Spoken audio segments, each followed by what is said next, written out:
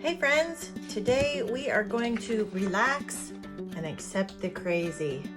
And I'm going to ink a shirt, and we are going to use a lot of colors today. I pulled out everything.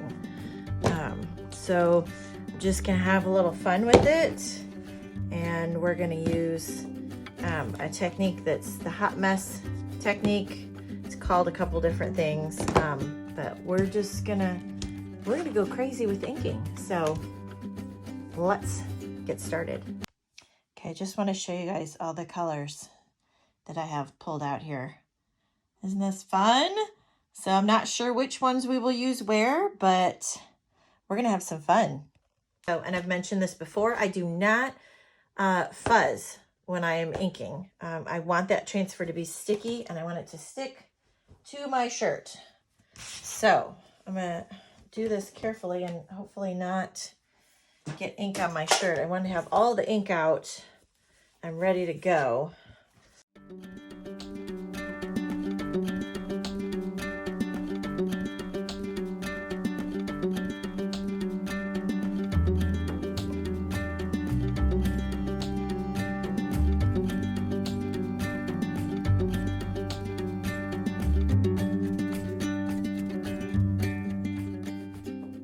I'm just trying to get my wrinkles out.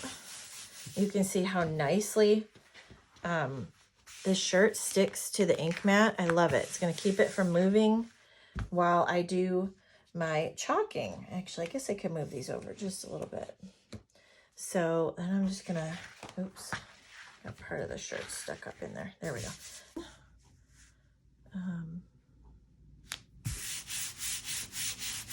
You want to make sure it's really flat, stuck to your surface, and no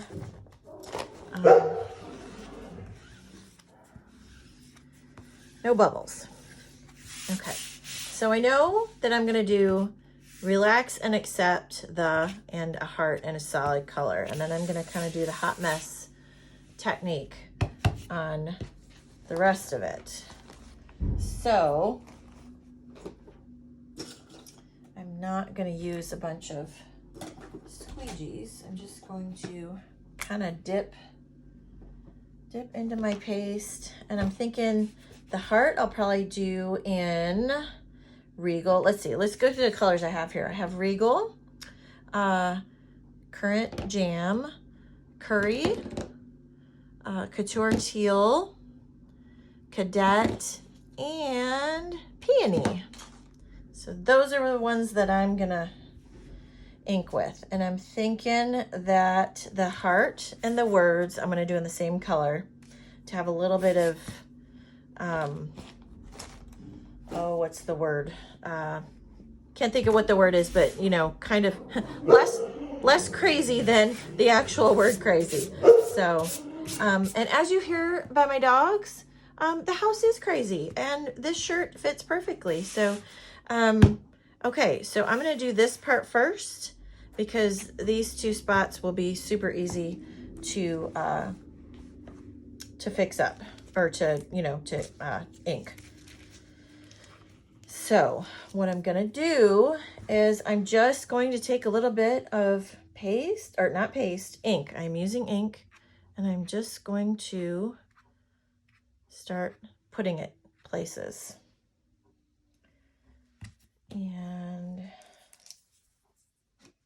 we're gonna see where we go. Oh, I might not be using this ink. I haven't used it in a long time, and it doesn't look like it's here. You know what? I'm gonna grab, let's see, let's grab Bumblebee. See what that's looking like. It looks like it needs to be stirred. Oh yeah, there we go.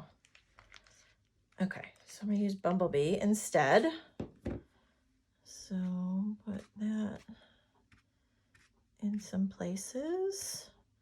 Hoping I don't accidentally do that heart, because that's something that I would probably do. All right, now we've got Couture Teal.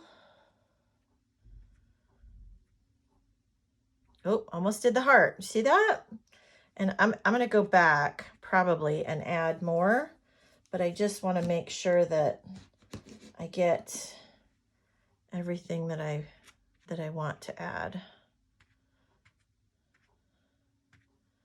And I might even choose, you know, who knows, I might even choose another color to add into this craziness. All right, let's do Peony. And you can see they're already starting to mix a little bit. I'm trying not to get it back into my jar because I don't want to, you know. And I'm almost feeling like I wasn't going to do the purple inside here, but I feel like it needs it. So the, what is this? Regal. So I'm going to add that in here too, just here and there. And I know this looks like a hot mess, which it is, and that's why it's called the hot mess technique. And I feel like we need, I'm not going to put that in the jar because I got blue in it. I feel like this part right here needs one more color, maybe, there we go. Okay, so let me get, oh, I have one out. I already had it out. Okay. Okay, guys, let's see. We're just going to scrape. Oh, so fun. And also I would suggest, this is why I had this out, wipe your paste onto another surface because you obviously don't have a jar that you're going to want to wipe that into. This is so fun, you guys. Oh my gosh, I can't wait to see how this turns out.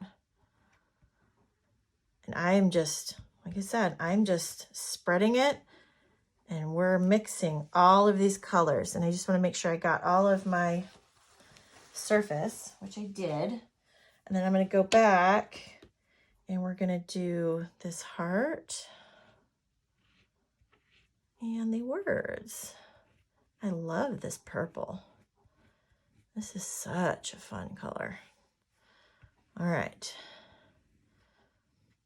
All right, let's start pulling this up and see what happens. Oh, and I got a little bit of ink on here, so I'm gonna have to wipe my fingers off real quick. And I'm gonna see if I can,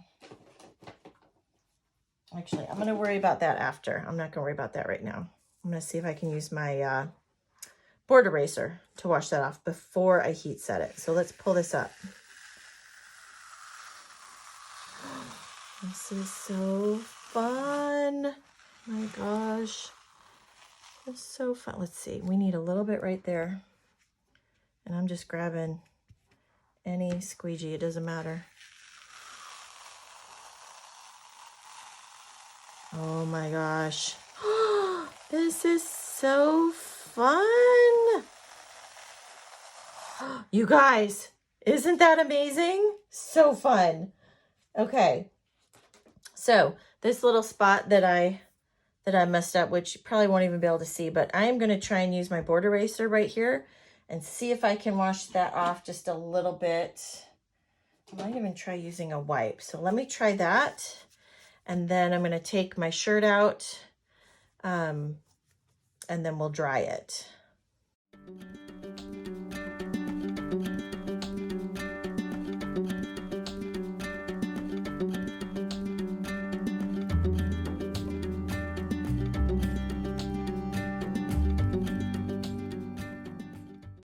And I also want to show you the importance of using an ink mat.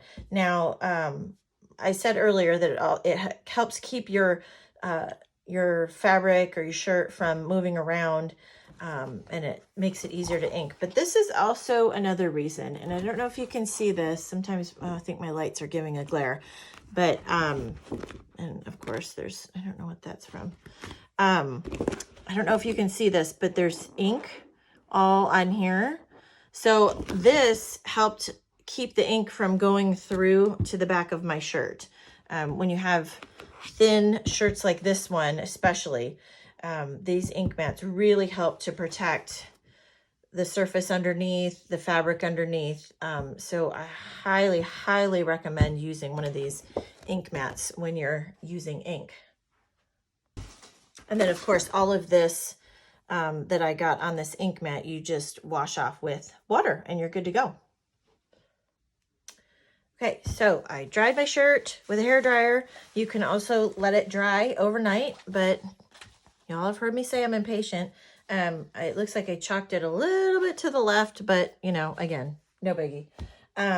So I've got my ironing mat, and then I have my parchment paper.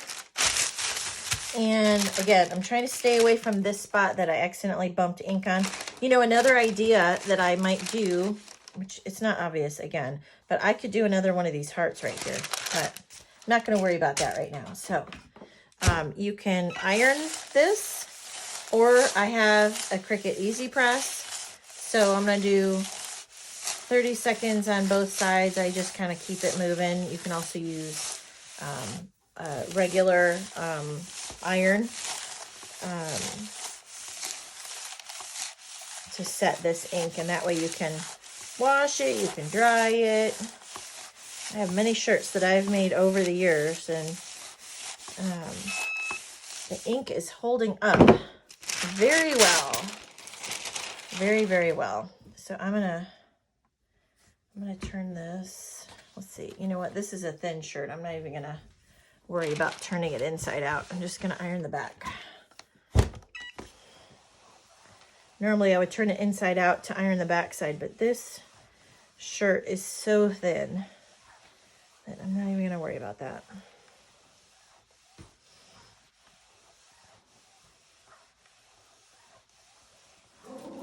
And y'all, I find it hilarious that in this video, I saw the FedEx truck and the dogs were barking at it. And it was my chalk order, one of my chalk orders. I have 3 orders that one of them I did rush shipping on. So as soon as I get done with this, I'm gonna do a live and share some of my chalk goodies. All right. Oh, I love this shirt. It's so fun. So if you have a chance, I highly recommend trying the hot mess technique. I think it's a great technique for beginners because you don't have to worry. You know, there's no rules. You just put whatever you want and just scrape it all off and you're good to go. So I'm gonna wash this and see if that blue comes out, and I can't wait to wear this. So thanks for watching. Let me know what you think.